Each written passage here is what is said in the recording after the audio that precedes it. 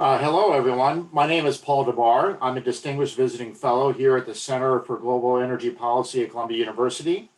Today, we're going to discuss the future of fusion as part of the first of a multi-part series on energy technology revolution. Let me quickly say that this event is being webcast live with full video being available online in the coming days. For those of you joining us by Zoom, you can submit a question for the panelists at any time by clicking on the Q&A button at the bottom of your screen. We're here today to talk about the recent jumps in the prospects for fusion power. This advent has led to significant new US policy and funding increases over the last 5 years. But much of the clean energy policy community has little exposure to the current state of play of fusion. Many say that we need to focus resources on new energy types that can make a difference by 2050. Most of the energy policy community are not aware of the recent advances in fusion and are not aware that it is increasingly likely that fusion can be a significant contributor to energy production or earlier than that date. Today, we're here to discuss with the energy policy community that the fusion technology prospects have made great strides, and that the view of fusion it being continuously 30 years out from being reality is no longer the state of play for technology. And given the advantage of fusion has having all the positives of current energy technologies and none of the disadvantages, the energy policy community should make room for this possibility and appropriately support this potentially massive revolution. I'd like to introduce the two panelists here today that we have. First is Sir Stephen Cowley. He is a theoretical physicist of global renown and international expert in fusion energy. He's a former president of Corpus Christi College, Oxford, and he was CEO of the UK Atomic Energy Authority and head of the Column Fusion Center for the UK outside of Oxford. And he was knighted by the Queen in 2018. He received his PhD in astrophysical sciences from Princeton, and he returned to Princeton a few years ago to lead the Princeton Plasma Lab, the lead Department of Energy fusion lab. When I went back to his previous lab in the UK, I asked his old colleagues if they are addressing him as Sir Stephen, and they were non-committal on that formality with Steve. And finally, Steve is a master of TED Talks. As he has previously said, he likes it when Mr. Putin turns off gas supplies to Europe since his budget goes up as a result. How's that working today for you, Steve? Quite convenient at this time of budget negotiations. And then the second panelist we have here today is Dr. Bob Mumgard. Bob is CEO of Commonwealth Fusion Systems of Cambridge, Mass. Bob is co-founder at CFS, one of the leading private fusion companies in the world. Bob has a great story of taking a challenge that was funding at MIT at the time, not so long ago, and pivot to accelerating, hopeful hitting the major fusion milestone of a net out containment in the next few years. Everyone should read the recent New Yorker article about that history of Bob and his co-founders. And Bob has been quite engaged over the last 5 years on ideas for fusion energy policy for the country. Many of the talks and interviews that Steve and Bob have done have focused on the physics and the technology of fusion cores, as well as Bob making analogies to Homer Simpson, Jelly of Donuts, Keanu Reeves movies, and discussing grad school heliophysics. We couldn't get two better panelists representing the leadership of national labs, academia, and the private sector for fusion, which has grown in interest over the last few years. I would like to start off the panel by giving an opportunity to Steve and then Bob to give some introductions on the state of play of the fusion community.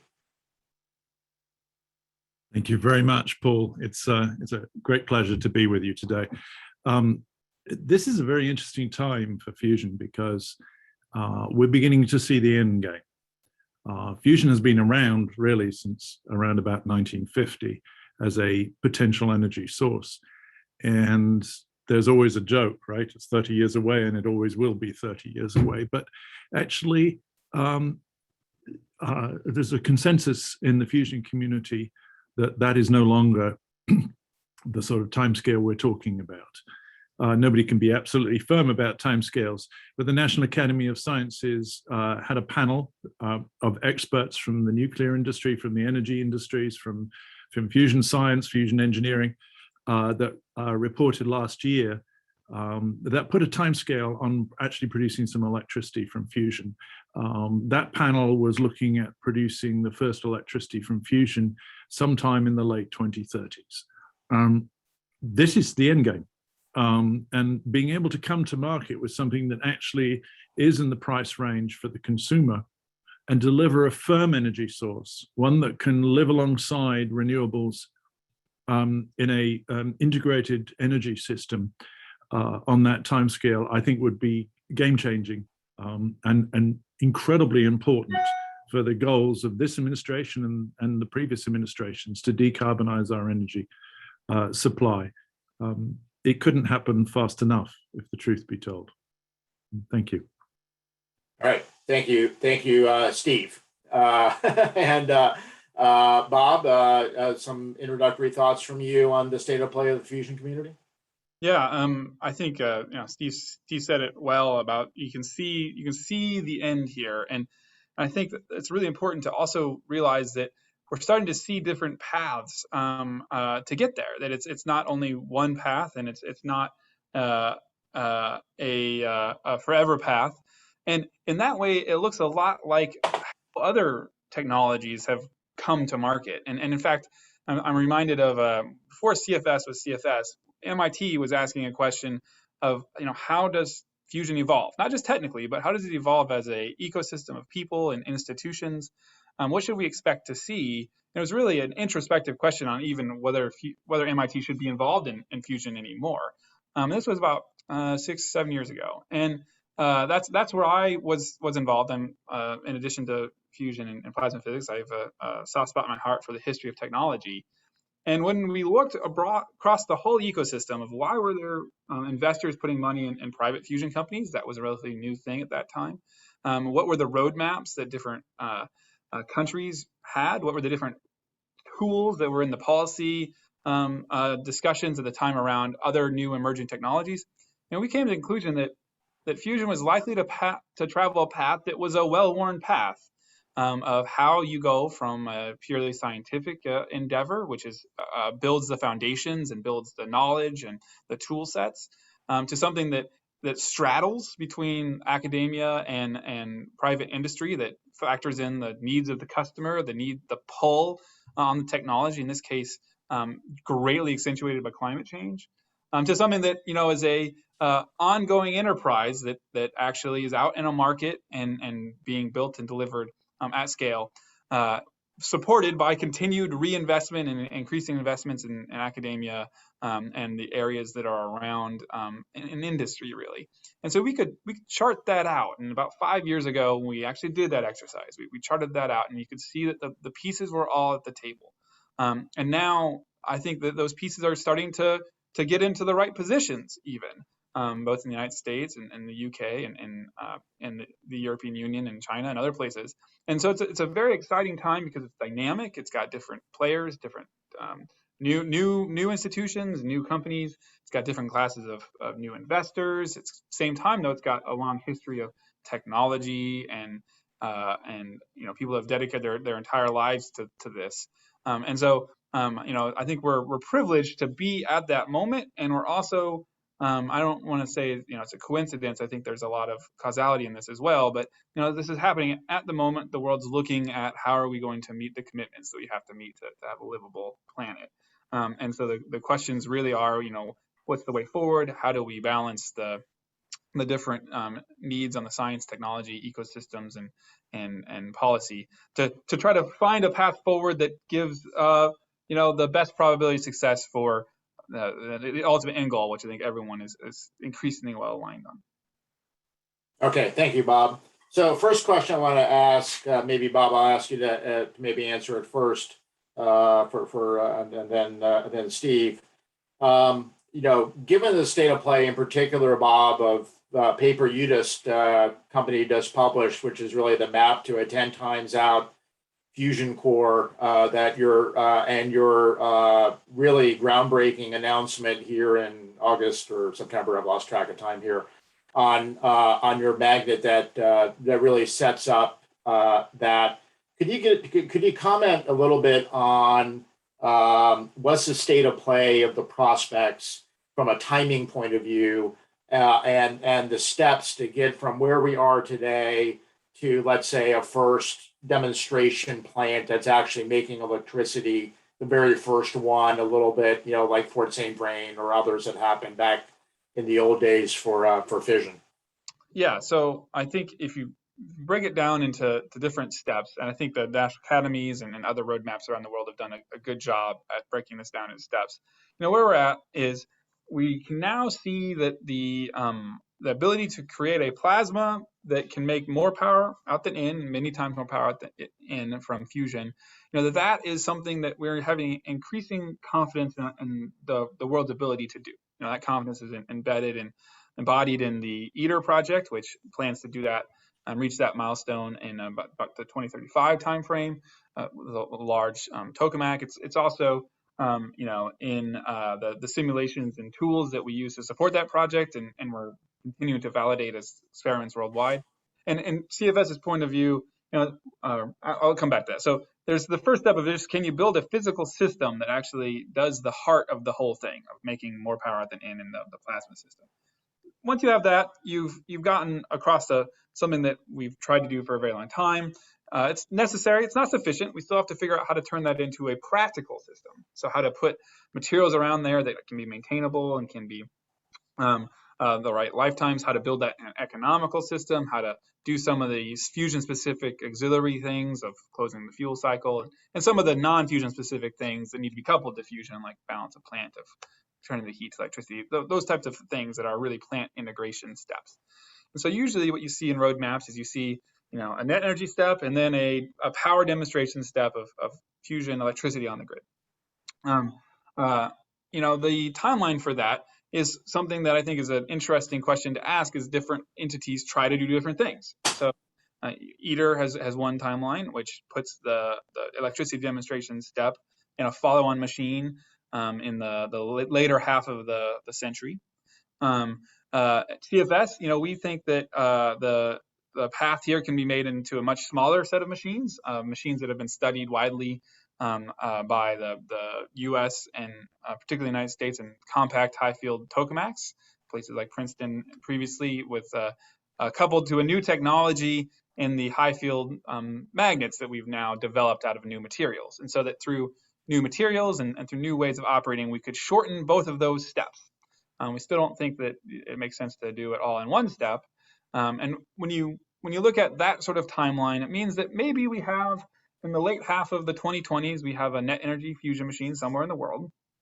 At CFS, our goal is to deliver one just about an hour west of Boston. And then that would put the opportunity in the 30s to have an electricity producing machine. And that timeline is maybe slightly more aggressive than the National Academies recommend for the United States, but similar to the timeline that the UK is trying to execute in their government program. But it's a much faster timeline than I think the world appreciates broadly. Steve?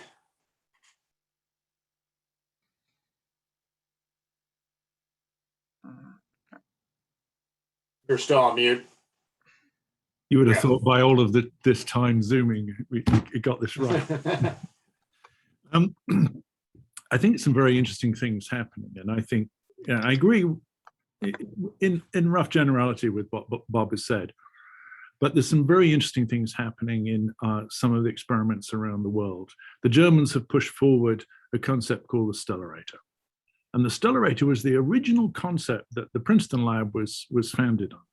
And it's a machine that doesn't carry a current in it. All the current is in the external coils that shape the plasma and make it happen. Now, when Spitzer proposed this in the 50s, it was just impossible to build, because it requires a precision, and it requires a precision of calculation that requires today's supercomputers to be able to really simulate properly and optimize. But it has the advantage that it's steady state. And it has the advantage that it doesn't have some of the instabilities that the other machines have. And it's coming up like a steam train at the moment. And they're getting performance like all the other, like the best machines in the world out of that device. And they had optimized it on 1990s computers. And we're trying to now push this forward using sort of the power of the US's big computers, to be able to optimize a configuration that will make a really attractive energy system out of that. And there's just so many different configurations that you could do, so it's perfect for the way science is going at the moment. Big data, big calculations, big optimization. I think this might be actually a shortcut to fusion. And so one of the things that it's just like the sort of the beginning of flight. Many technologies are sort of starting to get close. And Bob and I would probably not agree on which one's going to get there first, but I think we can all agree that actually all the technologies are sort of knocking on the door of the performance levels that we'll need for an actual reactor. So in the last 5 years, there's been a lot of policy changes, increased funding, different programs that have happened in the U.S. In retrospect, kind of looking back on what's happened, studies, academy studies, and so on, which ones do you think have had which policy kind of changes in the community have made the biggest impact on advancing fusion? It kind of as we kind of look back in time and things that were done. I'll have to take that one. So, we're almost entirely privately funded as a company, and so it's actually an interesting thing where we look across the whole international landscape and think about where to put our resources, where to put our people to take advantage of opportunities. And in the U.S., there's a lot of discussion around policy, and there's a lot of policy, but it's not actually being implemented. And so we're still at the sort of the early stages of somewhat looking around and figuring out what it is the U.S. is going to do, whether that's implementing programs to partner with the private industry and ways to build demonstration machines, or whether that's new facilities to build test stands for some of the technologies that are going to be fusion specific that all the different confinement concepts are going to need, or whether that's even just building new confinement starts and experiments. The U.S. hasn't really done much. In many ways, the lead is, if you look across the new starts, the lead has moved significantly towards the UK, who's made large investments in Cullum and other places. But I think the US has laid good groundwork for what needs to be done, and has the scientific and the roadmaps and the plans for what to do, and has built a constituency and policy and government to actually follow that through with appropriations and actual construction of new things as we transition from the tool sets that have gotten us as far as we have gotten into the tool sets we're going to need for this next era. So it's sort of been waiting year by year to see what exactly is going to get implemented on the ground in shovels. And I think we're waiting for that. Steve? I think it's a mixture of policy and a growing awareness from an investor community that this might be something that is really worth investment and really worth developing. I think a lot of the investors in fusion are there for two reasons, not just to try and make money, but actually to do something really worthwhile with their money. And I think that's very important because it's a high risk situation. But marrying that to some of the policies that started coming in the last administration and have been continuing in this administration, which is to do public-private partnerships, to start to put together the public programs and the private programs and saying together we can do something really much faster, perhaps take more risk, and develop fusion with more net capital going into it. You think the energy market in the world is, I don't know, 8-10 trillion, something like that, right? And if fusion were to were to be 40% of that market, 30% of that market in the future, right? It's a heck of a business. And I think people are starting to think that and starting to think, you know, if we're really getting close to the end of the scientific development and more towards how to make it work in an engineering sense, then maybe it's time that money starts flowing from the private sector. And I think, you know, Bob's company, companies like TAE, which is a company out in California looking at proton boron fusion, we have some very interesting ideas in those kind of areas. There's an excitement around at the moment about this. So heading down the road, Bob, which you kind of started on your answer there, which was the retrospective, you know, kind of question. On a prospective point, Bob, as you mentioned, there's been a lot of mapping out of different ideas by the national academies and advisory board at the Fusion Advisory Board at the Department of Energy. So there's a few inputs as you summarize there. Obviously, there's a lot of input from a lot of different reports, but from your opinion, you know, what specific policies that might have been mapped out in those, or maybe elsewhere? You know, if you were, there's a lot of people on this Zoom are from the policy area.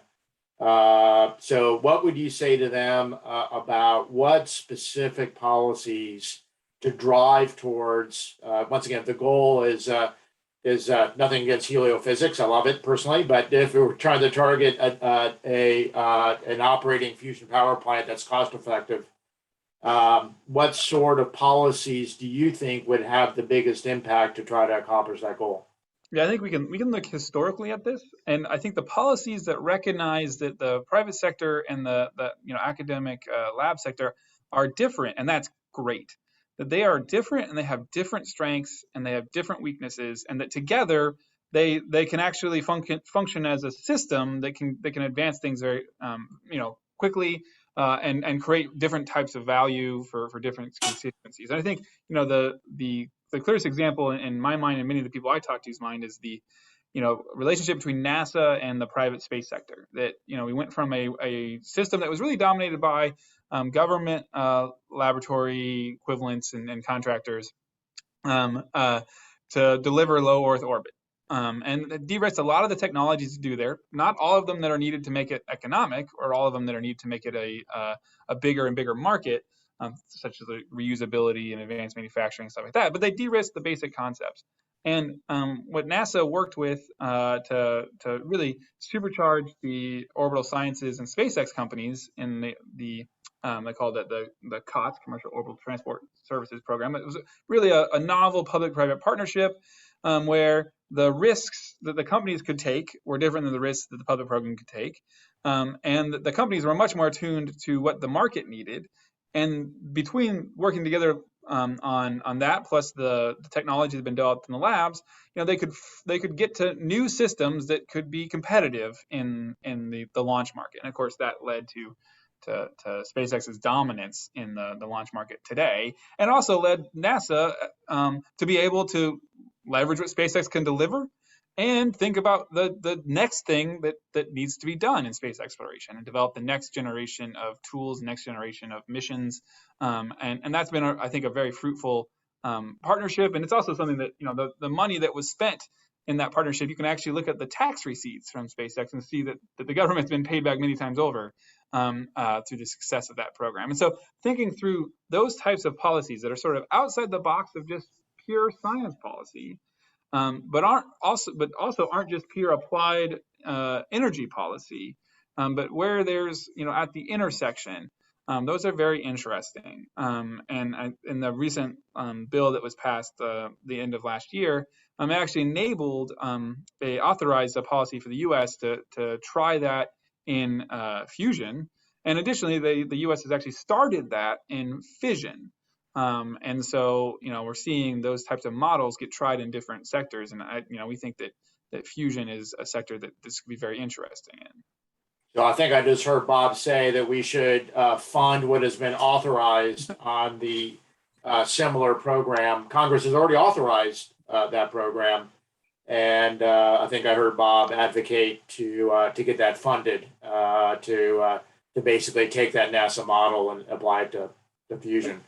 And just, as a one added note, I think you hit it right about, what's been authorized, because also in that same authorization is some really important test stands and some really important programs that set up that next generation of technologies that are also things that, the government makes investments that everyone can use, and including in government research, but also private companies and others. And those are also, the equivalent of building test stands for NASA, for instance, is basically.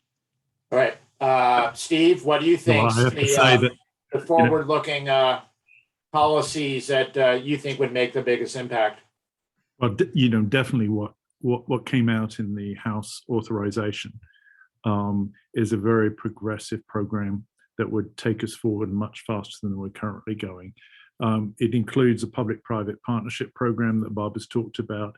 It includes things to start to look at some of the other ideas that are coming up in terms of, we tend to call them alternate concepts. But I am a believer that we don't have every single idea yet that's out there. We may be able to produce some electricity, but there'll be an evolution of this technology through time. And I think one of the things that's really changing the field, I'm going to go back to a point I made before, which is, and this is also in part of the authorization, and that is, we're now able to calculate roughly how these things, not just roughly, quite precisely really, how these things work. And that means, instead of just building 110 of them and figuring out and selecting the one in a sort of Thomas Edisonian approach, where you build 50 and you pick the best one, we're able to do a lot of the work based on the science that's been developed in the government programs over 60 years. And that sort of use of computation is something that we couldn't have done even 25 years ago.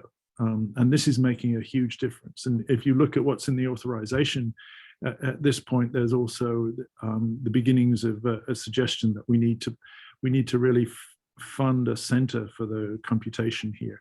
And I think that this would help the private companies, because I think private companies can't afford all of the deep bench of science that are in the national labs. And it's our job to sort of stand alongside the private companies and help them understand their concepts and optimize their approach forward. Yeah, I would make a comment. I got a phone call from someone over in Europe who was thinking about, not from the UK, but from elsewhere, who talked about moving to the US because of availability of various different aspects, the sort of things that both of you are talking about. Let me ask you about, Bob, you just brought this up, and Steve, you're actually the architect of this, so you're two great people to ask this. Let's talk about competition globally from a policy point of view. From trying to target, as both of you commented, to try to get to a not only a net out core, but to an operating power plant.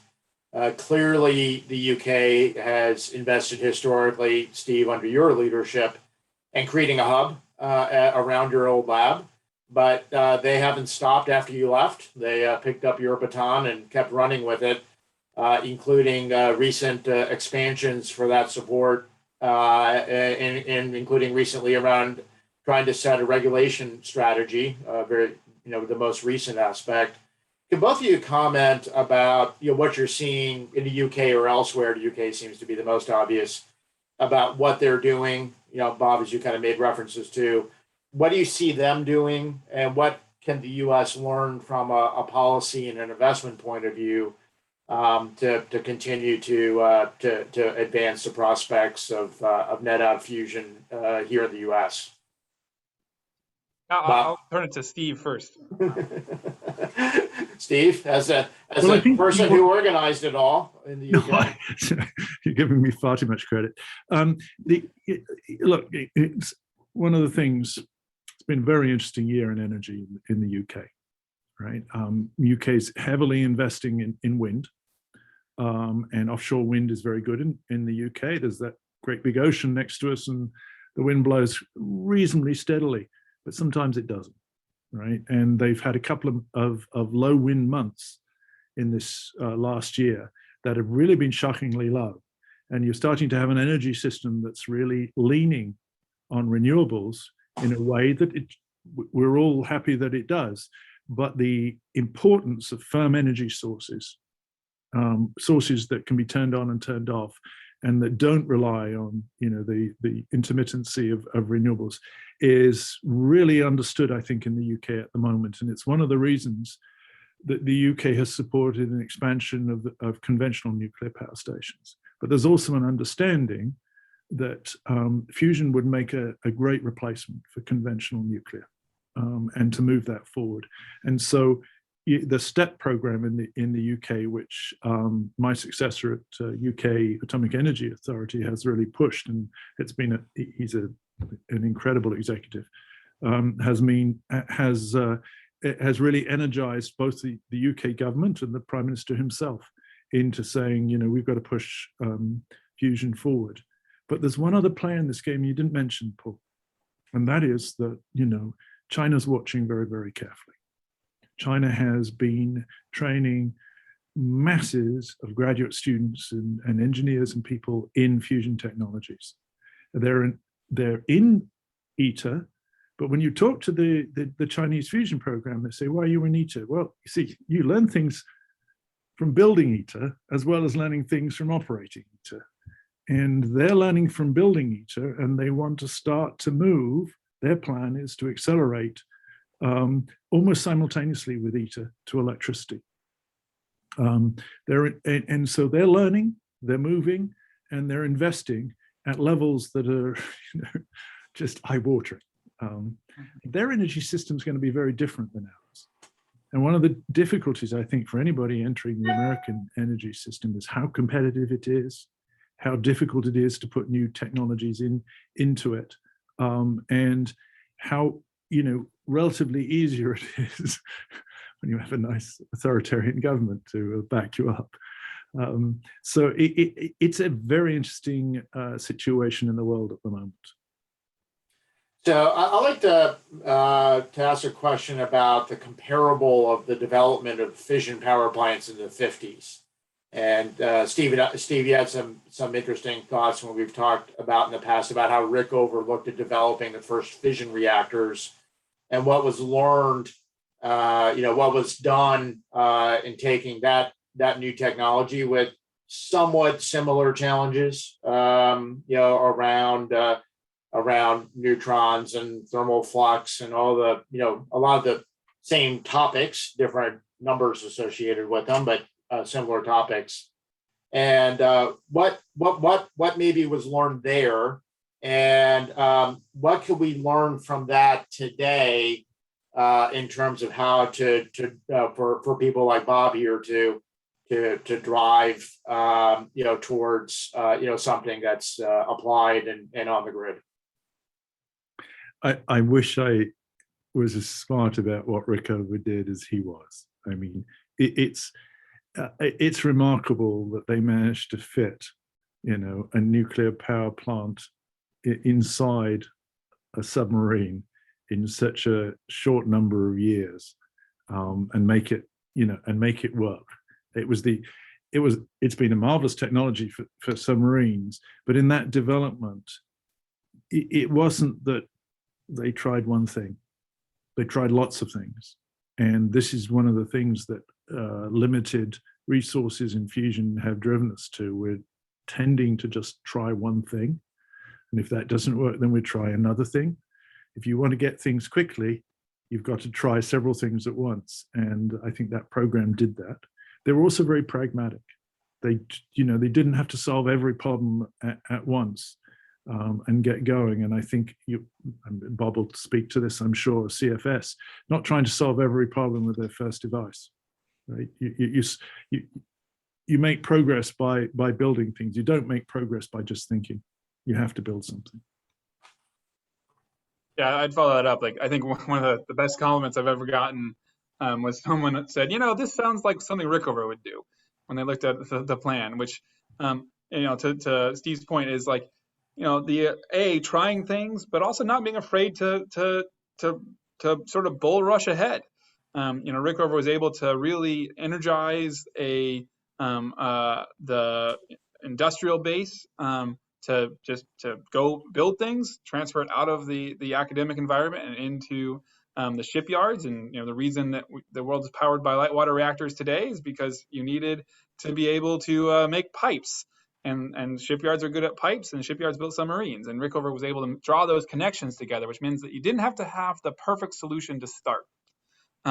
You had to have a reasonable next step forward and a reasonably clear path, or a few paths and a strategy to navigate it. And I think that's, to the global competitiveness part, that's what the U.S. is actually uniquely good at. Like, we don't need to have a centralized plan way to develop fusion energy, but we need to have a centralized sort of strategic view of where we want to go and of what gaps need to be filled and who's going to fill them. And I think that the UK is somewhere in between us and say China in that, where they have a bit more of a centralized view, but at the same time are trying a couple different things to move forward and are leveraging existing big heavy industry. And in the US, I think we have a long history of the science and the computing and the sort of understanding of the fusion systems that is much better than many places in the world. And then coupled with the sort of risk appetite that startups can bring, of like not being afraid to fail, try something, break it, try again, break it, plus the portfolio of companies and approaches that the U.S. has accumulated that could lead to different attributes in the fusion systems that could be seen by different market players as more advantageous or less advantageous. I think that whole sort of somewhat chaotic ecosystem is a really a big advantage to the U.S. entrepreneurial, just this public-private landscape. And I we're starting to see that emerge in fusion. And I think some of the policy changes that people are talking about and some of the mindset changes that have happened recently, and people that maybe were dismissive of fusion before, I think that's all tailwinds. Maybe if I can summarize. Oh, sorry. Go ahead, Steve. Well, one of the big debates, which I thought was very interesting, that the National Academy panel that reported last year had, was what would you want to do with your first of a kind? How much would you want to prove? Would you want to prove simply that you can just do fusion? Actually, we've done some fusion, so you want to do more than that. Or just produce a little electricity? Or do you want to prove that you've solved all the problems that fusion needs to solve to be, a real competitor in the energy market? And this is a very difficult thing. You don't want to prove that fusion won't work because it's too expensive, because you haven't looked for the ways to make it cheaper. But you also don't want to go so far down the road that you never actually do anything at all. And that's one of the dangers of overlooking. Back in 2009, when I was running the Atomic Energy Authority, we in the European fusion program had a committee of utility people who came together to talk about, okay, what should we be aiming for our first of a kind? And they said, that's pretty simple. Just a megawatt or two, right? Just produce some electricity. Once you've done that, then the belief and the ability to move forward, that will unleash the kind of funding that you've never seen before. Because everybody recognizes that fusion is really a wonderful way to make electricity, but not everybody believes that it will happen.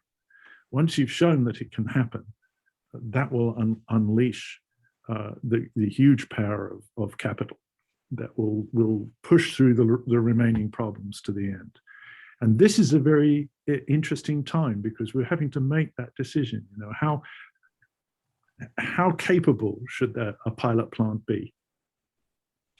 If I can maybe just kind of condense what you both said and put it in kind of traditional current venture capital words, the fast failure strategy of what Rickover did before he knew the term fast fail, building things that make important but incremental steps, proving it out, and showing progress. I think that's what I heard both of you say. For the people who are on the phone who are not part of the Fusion Advisory Board community at the Department of Energy, there was quite a bit of questions on the exact points that Bob and Steve were just mentioning about 4 years ago, when the U.S. government decided to increase a lot of funding, but they were very adamant, to Congress, that progress needed to be made and needed to be seen, and I think that's certainly happened. Shifting to something, Bob, you were talking about, which is supply chain, both material but also people. I get a lot of questions about both of that.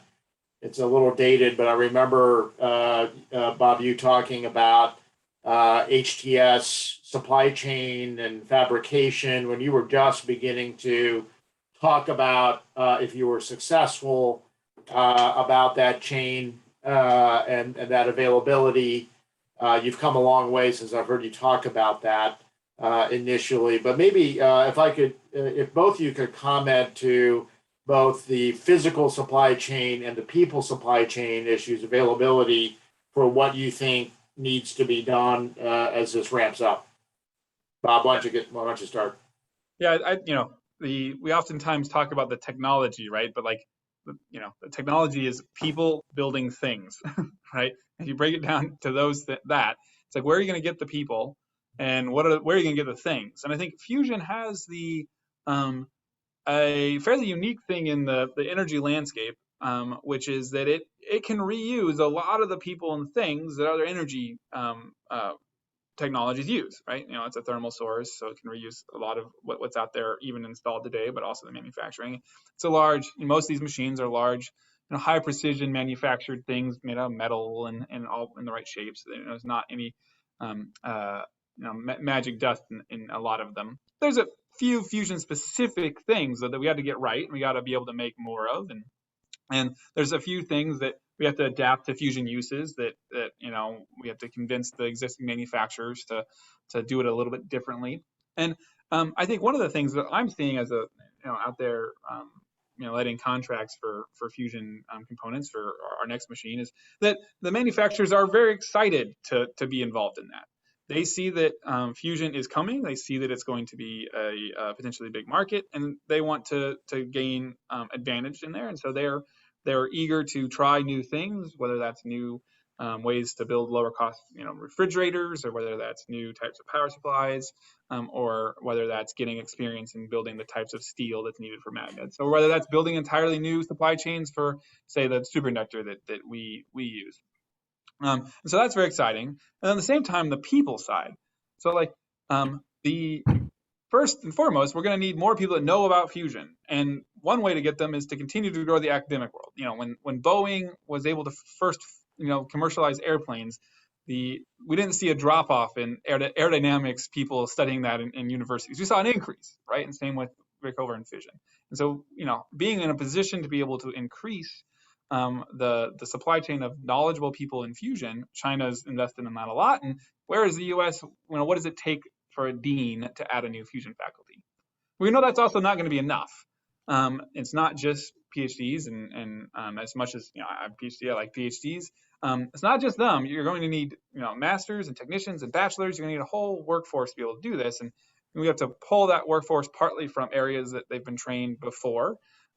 Adjacent industries, which Fusion pulls from electrical engineering and mechanical engineering, sort of the STEM, and increasingly computation and design.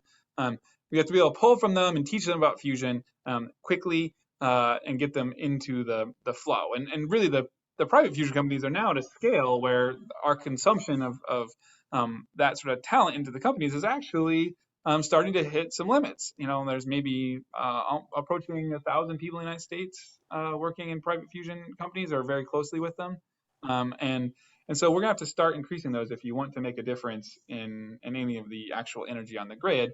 And the time scale of replicating expertise is quite long. Steve? It's very interesting, there's an upswing again in all of the graduate programs doing fusion. I know MIT's had a huge upswing in the number of applications we have at Princeton too. People are very interested in this. There's a growing realization that decarbonizing our energy supply is a almost existential challenge for the planet, and people want to be involved in that. And so I'm very optimistic that we will have, a large number of well-educated people to bring fusion to market on that time. I think there's some very interesting things, though, of course, with the development of new materials, your high temperature superconductors, Bob, being able to produce those cheaply and in large quantities is going to be very important. I've got very interested technically in the use of permanent magnets to make the shaping fields of stellarators, and I'm personally interested in low field devices, and permanent magnets make a very good choice in there. But we have to have neodymium, and neodymium price just shot up this last year. It's not that probably we can't find plenty of neodymium, but we have to do it. And there are a number of challenges, I think, and the National Lab System is kind of rising to those challenges. If you could invent a permanent magnet that made 2 or 3 Tesla fields easily, and there are some very interesting sort of suggestions of that in the scientific literature right now, it would really help fusion. Okay, great. Well, I'd like to shift to our Q&A portion here. Again, for those of you watching online, my name is Paul Dabbar. I'm here with Sir Stephen Cowley, Director of Princeton Plasma Physics Lab, and Dr. Bob Mumgard, CEO of Commonwealth Fusion Systems. We're discussing nuclear fusion. We will now open it up to questions from the audience. For those of you joining by Zoom, you can submit questions for the panelists at any time by clicking on the Q&A button at the bottom of your screen. I'll go ahead and start with capital raising. A question here about venture capital. Right in line, I think Bob is as good as it gets in the world on asking this question. So, could you comment to the availability of the change in private capital availability to execute on some of these things that you've been discussing here today? Yeah, I'd actually put it into two eras. There's sort of the pre-pandemic era, and there's the post-pandemic era. And I don't know if the pandemic had anything to do with it, but it certainly is a good delineator. Previously the venture capital models, were all based on software. And so that's not a great fit actually for doing things where you're not moving bits, but you're moving atoms. It has timelines, it has risk profiles, return profiles that don't really match, say, building fusion companies. So fusion companies in general, I would say had a tough slog in raising private money. Able to do it, but you really had to be selective and had to be strategic on where you spend your time to do it, because you could just wear yourself out. But I think what's happened in the last year is people have opened the aperture to other models. And they've gone back and said, well, venture capital started out funding silicon and hardware. And that looks like we could use those models. And then have also looked and said, the next platform, the next thing that is as big as compute or as the internet is climate. We are going to change over, somewhere between 50 and 100 trillion dollars of infrastructure worldwide into new generations of infrastructure that's zero carbon. And we have to do it. We're going to be forced to do it. We have to do it. It's the right thing to do. And that's in and of itself is going to be the biggest companies in the world. And so sort of the Tesla and other battery EV companies have shown a path forward. And we've seen a lot of capital come into this space. I hang around a whole lot of venture capitalists that lost a lot of money in Clean Tech 1.0 in 2008. And this feels very different. And it's increasing, and the ability to get capital for things that are hardware intensive, that are a longer duration, the ability to try to parse what is a good thing to put money into, those are all getting better. And that's I think a very good sign for fusion, but it's a good sign overall for the energy ecosystem. And it's particularly a good sign in the United States, where most of that capital flows and where you have the entrepreneurial sort of spirit and centers in the coasts and growingly in the middle to take advantage of those opportunities. Steve, any comment on the role of I'm private capital? I'm a little out of my depth with private capital, Paul, but what I will say is that we receive a lot of inquiries because people are very interested in fusion right now. I'm interested, Bob, that you say it's hard to raise money, because I think you've done very well, and so have some of the other companies in exciting a group of investors to really push things forward. So I'd like to ask a question about the role of traditional global energy producers. There's a question here about that. There was a panel that the Stellar Foundation in Princeton did recently with Ralph Izzo, the CEO of PSE&G, which is one of the big utilities with a big fission fleet, and a graduate of and did research at Princeton Plasma here a couple of months ago.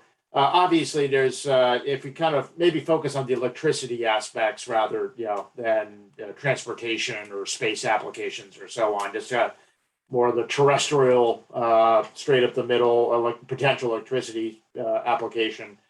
How do you all see those existing large energy players participating, being partners in what needs to happen in this fusion sector? Yeah, so I have CFS. Those are our customers, right? That's we have to be a customer-centric organization. Our goal is to sell power plants to people that want to use them to make money. And when you look at the types of customers that are out there, it's really approaching the Wild West.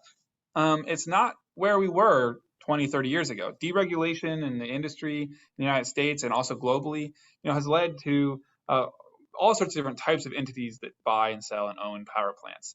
Whether that's the traditionally regulated large southeastern utilities like Southern, who can build something like Vogtle, or whether that's like a NextEra. To think that the biggest, fastest growing energy source, was a tiny power producer in Florida that's now worth more than Exxon, or whether that's the large oil and gas companies who are looking at their future and saying, well, hey, we know how to find, generate, and move energy.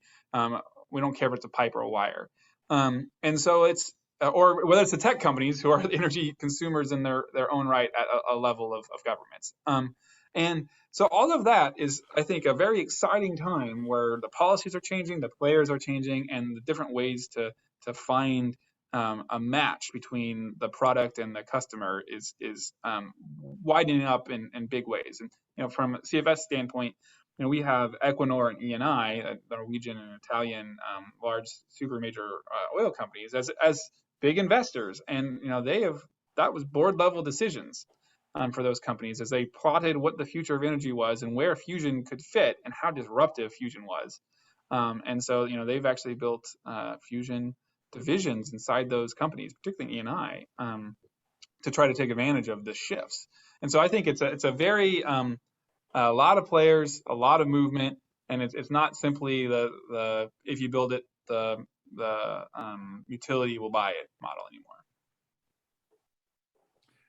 There's also sort of interesting shifts in the energy world, and if we start to have dedicated plants to produce liquid fuels, for instance, we have dedicated plants or maybe several plants together because we have sort of a massive liquid fuel factory.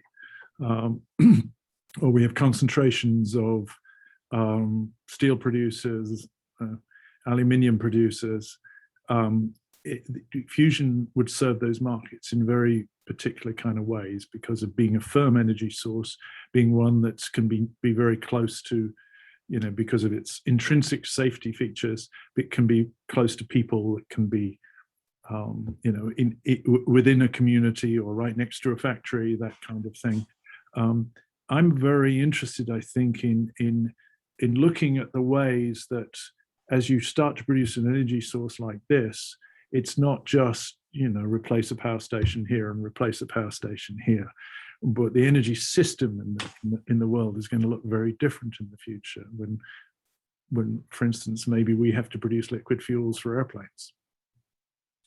So there's a question here about effectively around centers of excellence and NASA references, and do we need something for fusion? So, question in here about NASA has still to this day has JPL, right? It still has obviously Cape Canaveral has turned very interesting from 100% government site to really a mixed use case, public-private facility. It's extremely dynamic right now as a result of that real estate and those capabilities.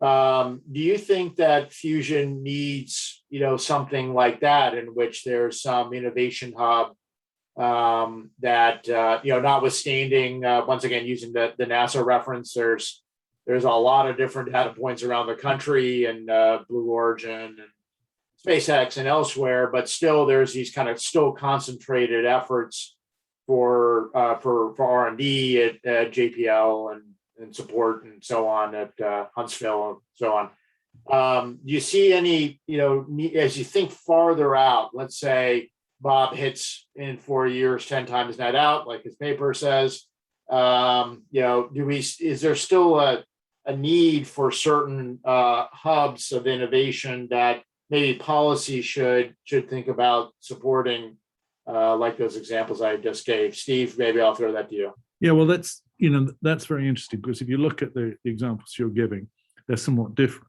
right? JPL is one of the world's great centers of understanding aerodynamics and space flight and things like that. But it's not the place you actually launch the thing. And I think this is going to be true in fusion too. And I'm particularly aware of it because I'm at Princeton. Princeton's is not going to be the place that we produce a pilot plant. It's just not an appropriate place to have a pilot plant. And pilot plants will probably be on some big energy site somewhere in order to take advantage of different kinds of facilities that are there. But Princeton will be going into the future thinking about fusion, because the first generation of fusion won't be the end of the story.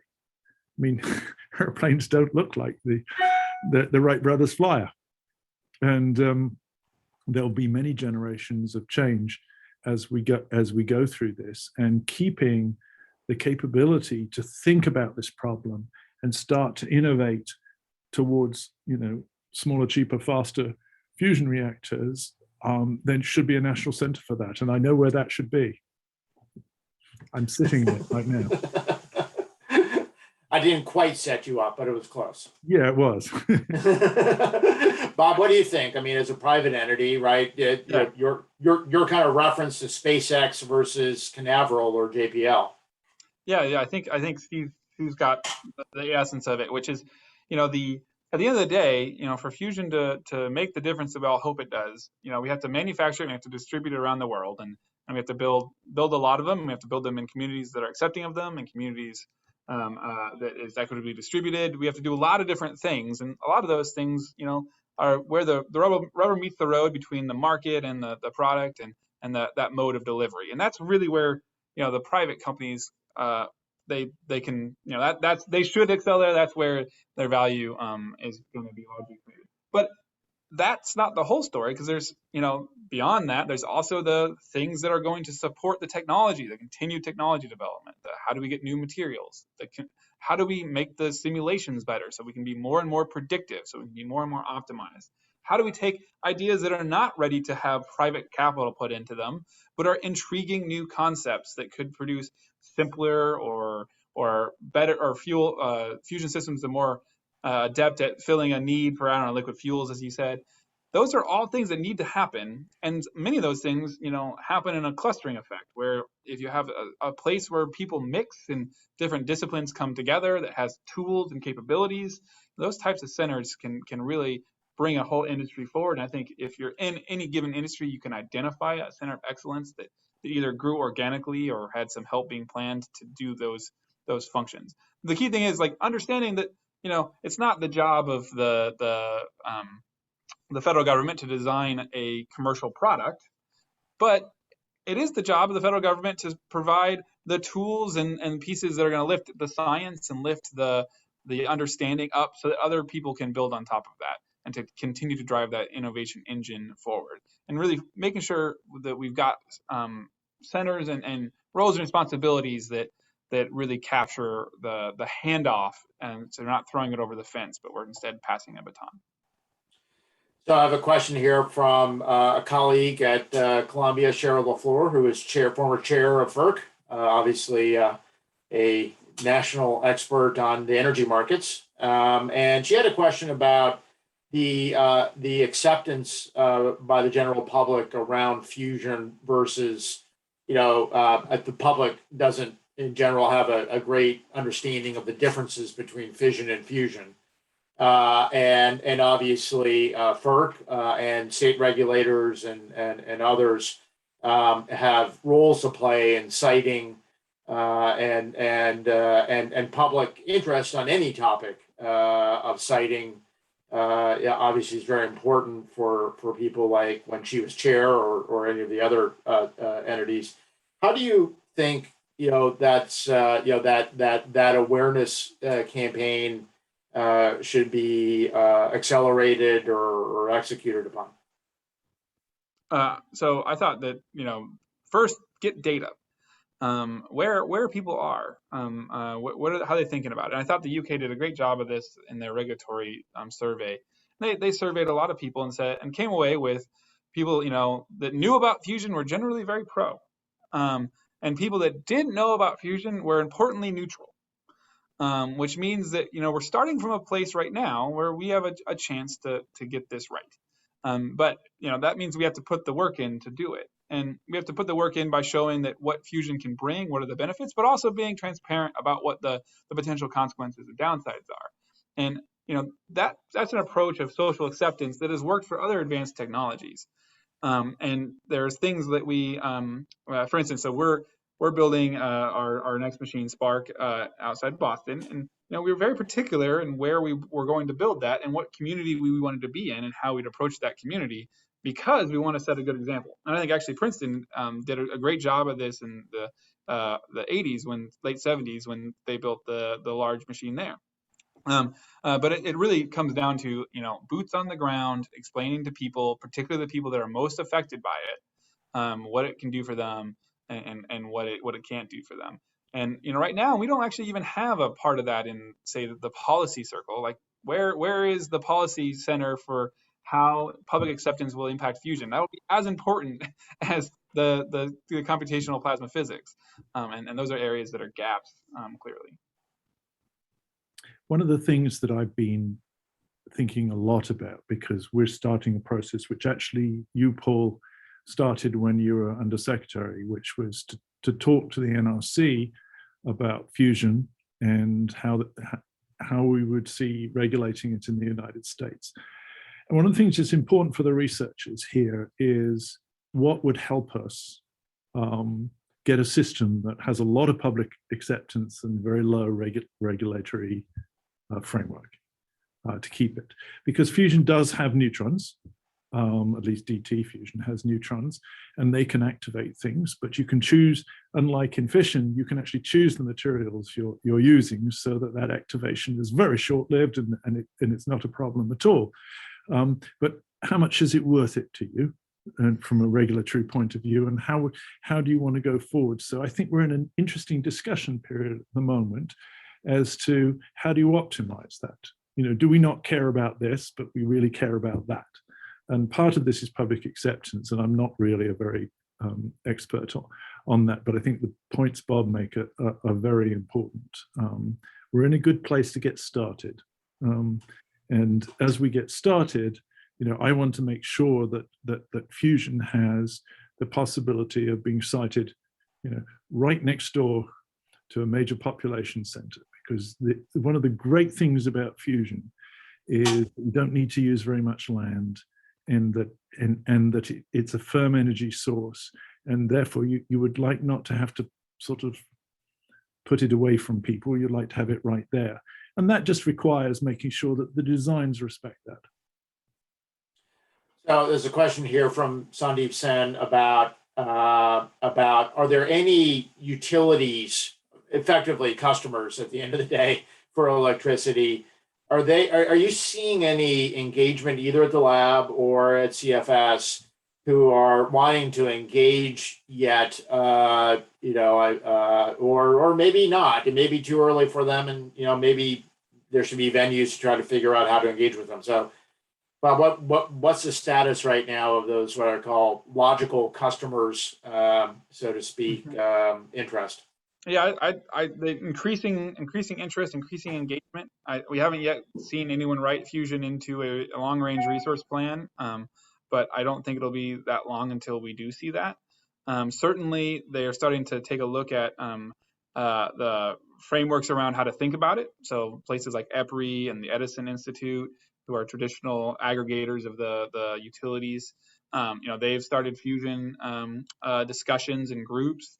And then additionally, policy, we're starting to see like the Edison Institute have fusion policy as part of their platform of what the utilities want to see. And so you're seeing increasing engagement. The venture arms of the utilities have made some fusion investments, which is a way to get exposure to the overall field. I think that's positive. And then, at the individual utility level, we see, incoming weekly and briefings on where things are going. And I think that's, they're certainly going and asking lots of other people about how to think about this. What's the timeline? What's the markers on the path? And, fortunately, energy planners have long-term plans. So they're able to handle the uncertainties and ambiguities of a long-range plan. And there's some of the funner conversations that I've had. I think it's very significant that Ralph Izzo, the chief executive of PSNG, is serving on FESAC, which is the Fusion Energy Science Advisory Committee of the Department of Energy. I think Ralph, his time is very valuable, and I think his input to that panel is extraordinarily valuable because it's about keeping eggheads like me understanding what it is that we really should be aiming for at this time. If I started out by saying we're in the end game of fusion, if we're really in the end game of fusion, we don't want to produce something that the market doesn't want. So I think we have a few people here who are leaders of academic departments at universities one, I think it was effectively a question: if a university doesn't have a large endowment, a current large existing program for fusion like Princeton and MIT have, but they're interested in participating both in research and in producing graduates along the lines, Bob, you were talking about earlier, what sort of recommendations would you give science or engineering departments who want to participate in some of these sort of things? I'll give that, Steve, you should definitely take that one. I've never hired a faculty. It's a very interesting question because as modern research builds out in these areas, obviously the experiments will tend to be in certain centers. But modern research is like that. And a faculty member can have a big program on one of our machines at Princeton or on Spark in Massachusetts,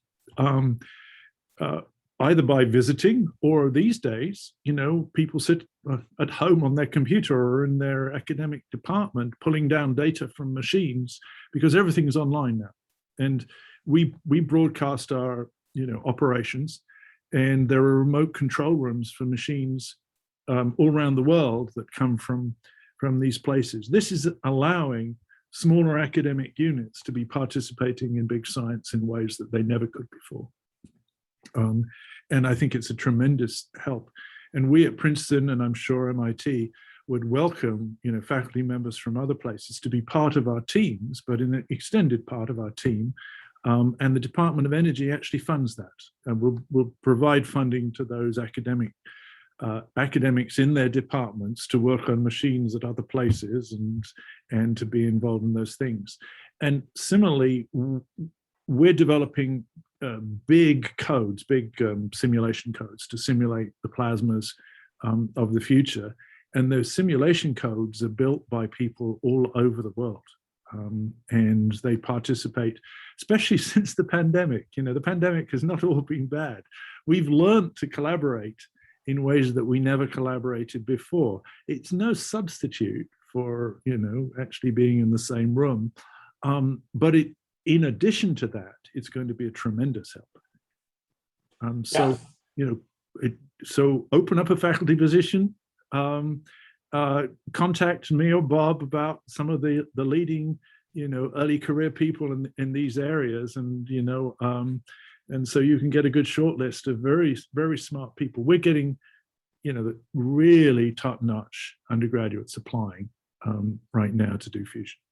Yeah, I think this this broadening academic involvement beyond no disrespect to the greatnesses of MIT and Princeton and elsewhere, but there's a lot of political interest in broadening, and I think beyond political, just kind of practical and economic, you know, interest into broadening innovation and R&D and funding, you know, more broadly across the U.S. So I think this fusion question was consistent with other similar questions about the broader topic. And I'll give one last question here to former Deputy Undersecretary Cubbage to ask about supply chain and critical materials. You're both building and constructing and having to have to deal with topics. Obviously, it's quite topical nowadays to talk about critical materials and supply chains and fragility of those. We've seen that quite well here recently, more broadly. But obviously, things like HTS materials, lithium that could lead to tritium. I mean, these things are all, you know, topical into broader technologies. But how do you see that as you're building and you know, looking at supplies for both your facilities? Yeah. So, you know, for us, we always start from first principles. So like what is needed, what are the atoms, where do they come from, and how many of them are mined right now? And you know, we have to have an answer for what that looks like at full scale. You know, at a fusion assuming that we are successful in a fusion industry is built off of our technology. And the big advantage of fusion is that those answers, you know, are different than the short-term answers. The short-term answers might be, you know, who exactly can make this one thing today that's new. The long-term answers all, for the most part, point to fusion should be universally achievable. It should be something that doesn't have critical materials. There are ways to deliver these machines so that basically what's under your feet anywhere in the world is what you need to build fusion machines, or what's in your water. And so even things that seem, you know, sort of like esoteric, like, oh, you know, for HTS, well, HTS actually, the amount of weird stuff in it is like a dopant.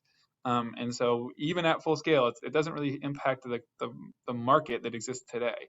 And that's a big deal for fusion. It's like, you know, basically moves fusion into this realm where it's not really about a resource, whether that's a critical material or the oil or coal under us. It's just something that's like, can you build this machine? And can you operate this machine? Can you optimize this machine? And so there are definitely shorter term challenges. Like now there's an acute challenge of like, you know, we can't buy the right steel or get stuck on boats, which is just something that shows you how interconnected the world is. And when it doesn't quite work right, it really throws wrenches. But long term, you know, the fact that the numbers all work out for a very large fusion industry is really heartening. There are a few materials that it'd be nice to have more of.